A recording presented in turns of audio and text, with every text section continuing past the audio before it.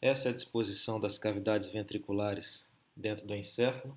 Então vocês notam aqui os ventrículos laterais, próximos um do outro, na linha média na parte mais superior, e eles vão em direção aos lobos temporais. Então eles se dividem nas suas porções mais laterais. Os ventrículos laterais se dividem numa porção anterior no corpo, numa porção occipital, numa porção temporal e nessa região aqui chamada de átrio, que é a comunicação desses outros prolongamentos.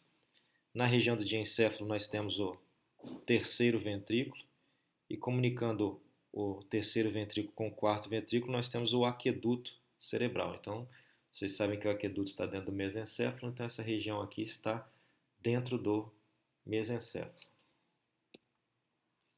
Esse é um corte axial no teto do ventrículo lateral. Notem que foi retirado, portanto, o corpo caloso, que forma o teto dos ventrículos laterais, e a parte superior do lobo temporal, para mostrar o trajeto dos ventrículos em direção ao lobo temporal. Notem que aqui não houve essa ressecção, mas aqui houve, ó, o ventrículo lateral indo em direção ao lobo temporal. Aqui no assoalho do ventrículo lateral, no lobo temporal, nós temos essa estrutura aqui chamada hipocampo. Por isso que esse giro aqui é denominado giro parahipocampal, porque ele está relacionado ao hipocampo, estrutura relacionada à nossa memória. Na parede lateral do ventrículo lateral, vocês notam esse núcleo aqui chamado de núcleo caudado. Ele também acompanha esse trajeto do ventrículo lateral. Isso daqui é o plexo coroide, no assoalho dos ventrículos laterais, indo em direção também ao corno lateral ou corno temporal do ventrículo lateral. Parte anterior e parte posterior, joelho e esplênio do corpo caloso.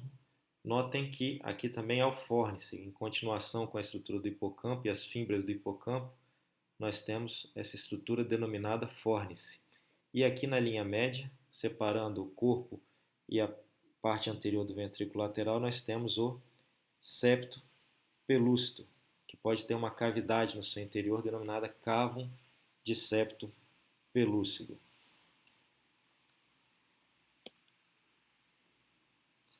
Então aqui nós temos os ventrículos laterais, essa fenda é o terceiro ventrículo, e aqui novamente nós temos a parte posterior dos ventrículos laterais.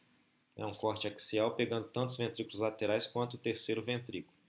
E esse é o plexo coroide dos ventrículos laterais. Septo pelúcido, separando os ventrículos laterais, suas paredes mediais. Na parede lateral dos ventrículos nós temos o núcleo caudado. E nas paredes laterais, na maior parte da parede lateral do terceiro ventrículo, nós temos essa estrutura diencefálica denominada tálamo.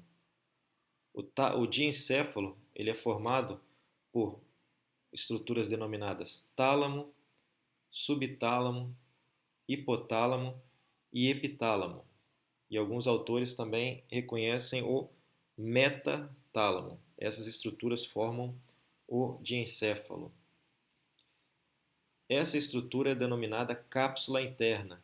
É uma das principais estruturas de comunicação entre formações subcorticais com estruturas corticais, ou seja, com córtex cerebral. É como se fosse uma compactação dessa substância branca, se compactando aqui na cápsula interna para fazer projeções de informação, tanto aferentes quanto eferentes.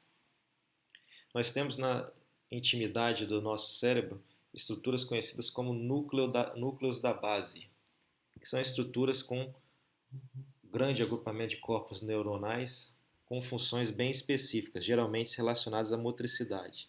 Nós temos o núcleo caudado, que já foi citado para vocês. Nós temos também esses núcleos aqui chamados de núcleos lentiformes, formados pelo putamen, globo pálido lateral e globo pálido medial. Notem que a cápsula interna nessa região é dividida em perna anterior, perna posterior e joelho. A perna anterior da cápsula interna está entre o núcleo caudado e o núcleo lentiforme, e a perna posterior entre o tálamo e os núcleos lentiformes. Mais lateralmente nós temos esse outro grupamento de substância cinzenta, denominada de claustrum. Então, assim como está descrito no livro de vocês, uma punção que venha desde a ínsula, do córtex da ínsula até o terceiro ventrículo, ela atravessa o córtex da ínsula, essa estrutura de substância branca chamada de cápsula extrema, depois o claustrum, depois essa estrutura de substância branca chamada de cápsula externa, núcleos lentiformes, cápsula interna e tálamo. Novamente, mostrando para vocês aqui o corpo caloso, que forma o teto da maior parte dos ventrículos laterais, o teto de parte do átrio, do corpo e da porção anterior, o septo pelúcido, formando as paredes mediais dos ventrículos laterais. E aqui nós temos a cavidade do terceiro ventrículo, a cavidade do diencéfalo.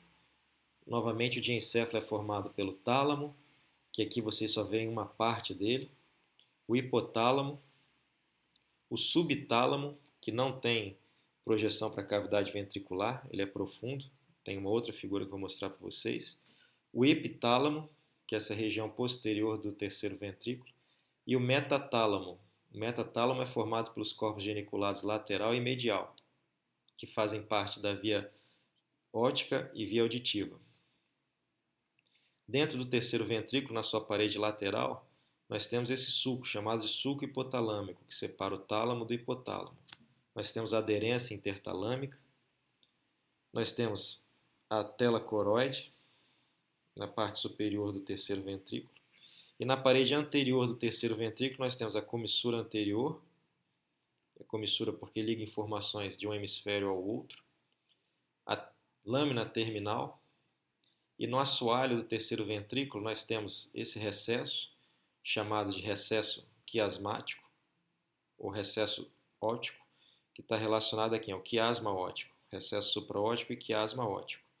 O quiasma óptico é uma estrutura hipotalâmica, vocês estão vendo aqui o hipotálamo. Nós temos o recesso infundibular relacionado ao infundíbulo hipofisário, também estrutura hipotalâmica. Nós temos essa região chamada de tuber cinério e os corpos mamilares. Então, essas estruturas hipotalâmicas formam o assoalho do terceiro ventrículo. Posteriormente, nós temos o epitálamo, formado pela glândula pineal, produtora de melatonina, que tem várias funções, como regulação do ciclo circadiano, controle glicêmico, antioxidante e diversas outras. Nós temos a comissura posterior, comissura anterior, comissura posterior, e uma outra comissura chamada comissura das abênulas. Comissura das abênulas e comissura posterior. Certo? É como se elas fossem a região de implante da glândula pineal. Comissura das abênulas ligam núcleos abenulares que têm funções superiores bem específicas. E comissura posterior também interliga dois hemisférios encefálicos.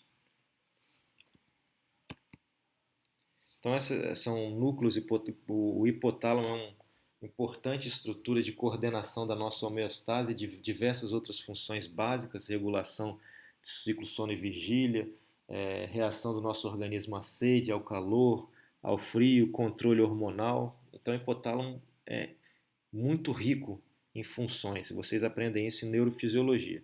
E aqui, com maiores detalhes, a região do assoalho do terceiro ventrículo. Parede lateral, tálamo, sulco hipotalâmico, hipotálamo, parede posterior, comissura posterior, glândula pineal e comissura das abênulas.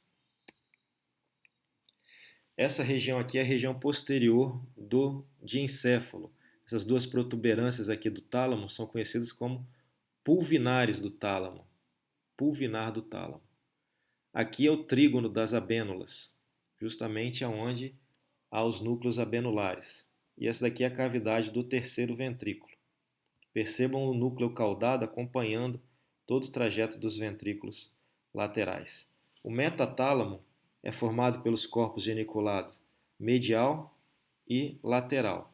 Esses corpos geniculados medial e lateral estão relacionados às vias auditiva e visual.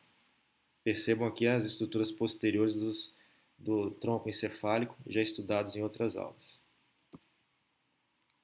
E essa figura é para mostrar para vocês esse outro núcleo, chamado de núcleo subtalâmico, Esse corte aí não é um corte axial, é um corte coronal, mas as estruturas são as mesmas.